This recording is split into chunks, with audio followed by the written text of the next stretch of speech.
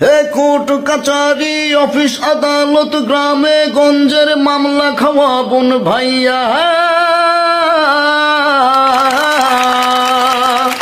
হে রাজনীতি আর দুর্নীতি করে জনগণের টাকা মেরে ধুরে কট খাইয়া।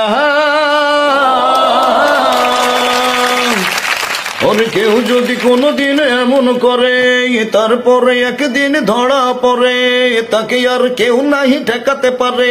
এই আইন ঠিকই তাকে নেবেই ধরে, সে যে কাঁদিয়া কাঁদিয়া পায়েতে পড়িয়া যতই বলুক জেলে দেবেই ভরে।